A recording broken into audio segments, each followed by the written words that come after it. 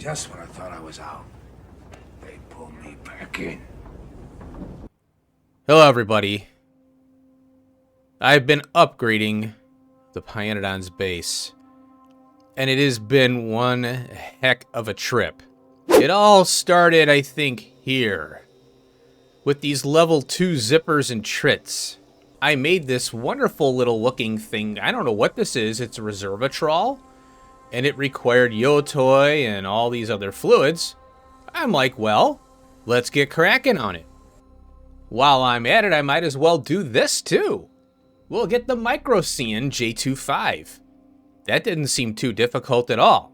In fact, I have everything except the Arthurians. So I made some Arthurians. Here they are. And then I promptly put the Arthurian in the train. Once I had a handful of zipper level 2s, I went all ham. And I quickly found out I need level 2 machinery. So that's what I did. A nice thing about level 2 machinery is some of them take productivity and speed and or efficiency modules. And that's when the base started to cry. As you can see, I can put level 1 prod and speed in this fancy machine here that makes solder. A basic solder recipe, mind you. The max power consumption on this machine, as you can see, is 6.2 megawatts. With efficiency module, level 1s, 2 of them, it drops it to 2.4 megawatts. Prod, speed, and efficiency modules take the same requirements. Each requirement will bring your base to its knees. Specifically, complex circuits. So, needless to say, I got a little crazy over here too. And then the upgrade rock started rolling down the hill even faster.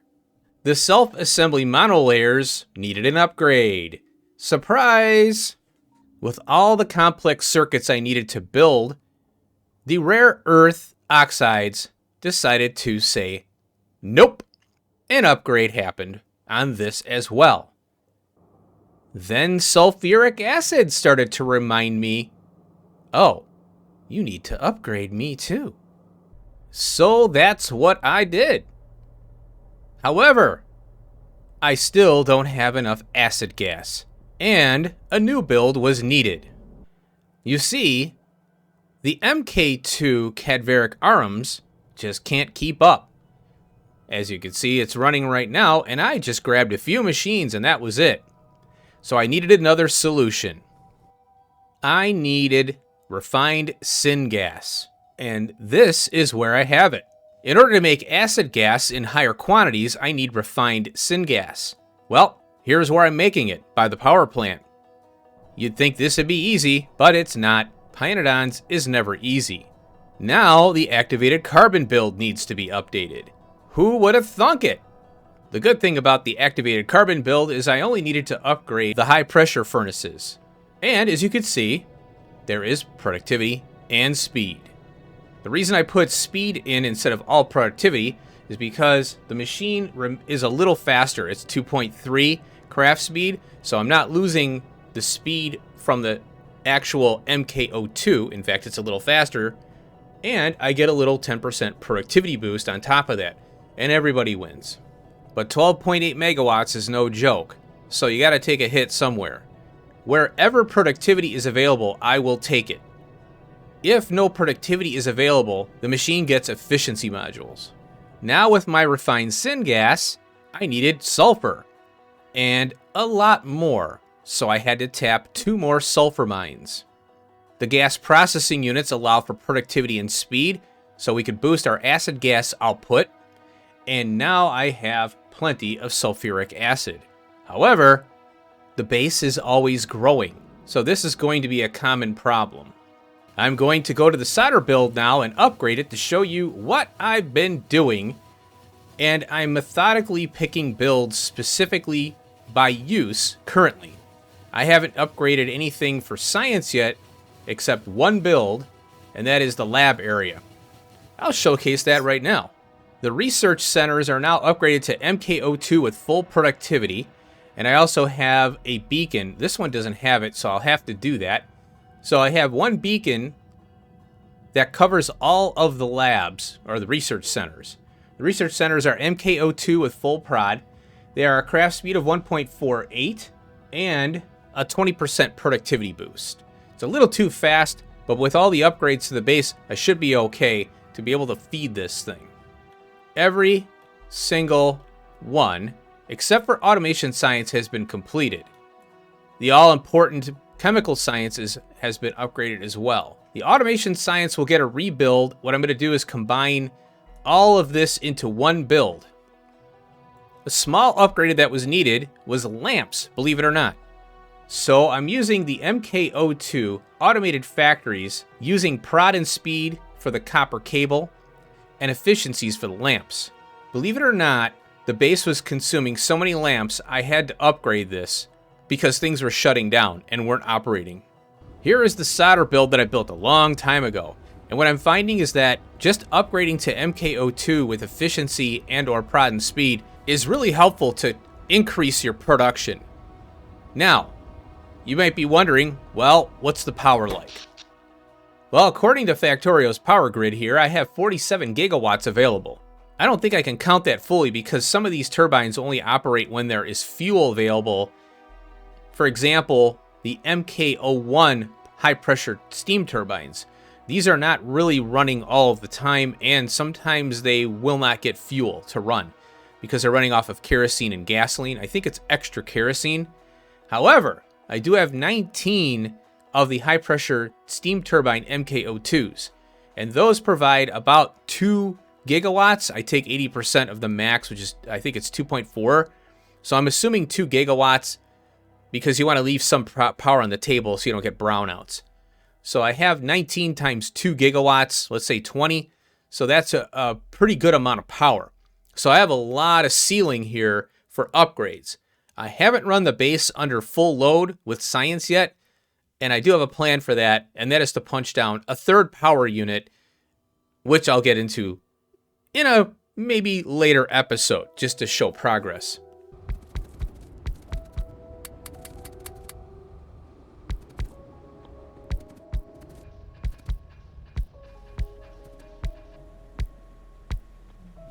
Now, when upgrading the washers to MK02, you need to pull your MK01 water generator up and put an MK02 one in place of it because it won't be able to keep up with the new speeds.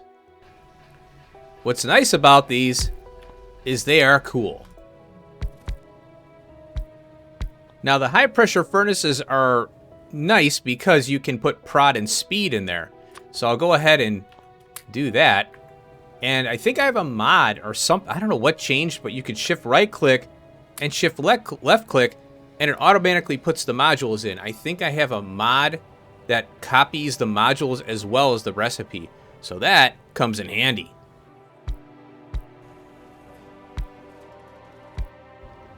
Now, I most likely will need red belt for this. I'll worry about that when I see the build in operation, but I'm not too sure when that's going to happen.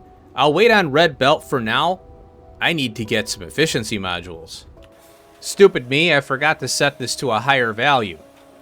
So I'll be waiting here for a bit to get 34 efficiency modules. Every single build in this map is going to be running, folks.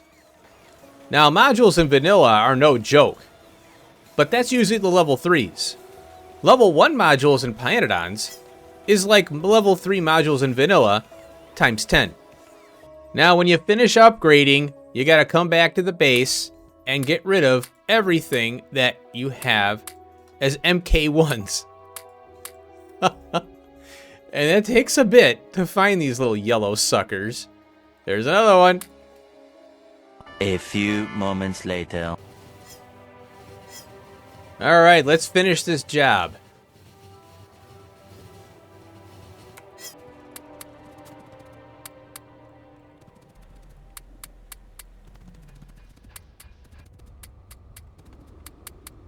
And that's all she wrote. So what I'm going to do is keep an eye on this thing and make sure it runs well. If I need red belt, I will do that. Also, the inserters might need to be changed out for stack inserters from the fast. That could be an issue. Now, you'll notice that I have Nexila trains.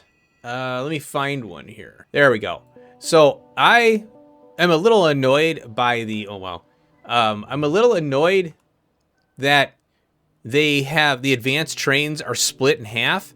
So they have these 3x3, whatever, I don't know, 2x3, whatever they are. And I said, you know what? I'm not going to put up with that crap. So I went ahead and upgraded the fleet to these cars because the amount of ore and stone and all this that I need to move is increased because of level 2 machines. They're sucking a lot of material. And I'm going to have to address the back end, which is mining going forward. One of the things is lead. As you can see, the trains are just going nuts here. So by doing this, I had to circle back around and put counters in where trains are just sitting and loading forever. For example, copper. So as you can see, the copper train's coming in here, and it's picking up only of 131 because I don't need a lot for that build. Well, imagine 100. I think it's 8 long. Let me see here. So as we're cruising along here, back to the hub, a vanilla train in pYanodons is 2 rows. So copper plate, it would be 2,000 copper plate. Now the advanced trains are, I think, double that. So I was planning on, I am keeping track, but look at this. Yeah, it's 1, 2, 3, 4, 5, 6, 7, 8. It is 4 times that of a vanilla train. So I'm like, you know what? I'm just cheating these in. And when I get to make these eventually, I'm going to make them. I'm going to count my fleet, get a general ballpark number. I'm not going to sweat it. Whatever the amount of trains I have, I'm going to subtract a certain amount for fluid, trains, and then blow them up in a chest. I'm not going to go crazy trying to count these things. So I just cheated in what I needed for now. And then when it comes right down to it, I'm going to, make it right, I guess you could say. Now, the advanced trains, I'm trying to think. I have the advanced trains. Oh, here. I have them here. Let me pull this little guy up. Oh, by the way, they changed the logistics science pack. Looks pretty cool. All right, here's this little sucker. So you see that it's 2 here. And the concept, I guess, is that it's double that of a vanilla train. And then the Nexila train is double that. So it goes from 4 to 8. So 2, 4, 8. Now, I skipped this because I don't like the fact that they're split. And I paid for that. So that's what I started having to go to all the builds and putting counters in so that the train isn't sitting there filling up with every single copper plate I have. Oh, there's a couple recipes changed, and I had to chase down those. Luckily, it wasn't too impactful. One of the recipes that changed, oh, this was such a pain. These Relasias, the recipe got reset. And I had to run around and reset these back, or set them to the recipe I had prior. For some reason, it went to a more advanced recipe that I didn't have set up. So everything that was using flowers was shutting down. Another thing they changed were the sap extractors. They removed the pressurized air, and so I had to run around, reset the recipes, and I ended up upgrading these to level 2 sap extractors with level 2 sap tree modules. And they have another recipe that generates a lot of sap, and there's a bunch of feedback loops that you have to implement, but I wanted to keep with these for now until I can figure that recipe out. The nightmare that are bees. They changed a recipe here, and I was like scratching my head on this one.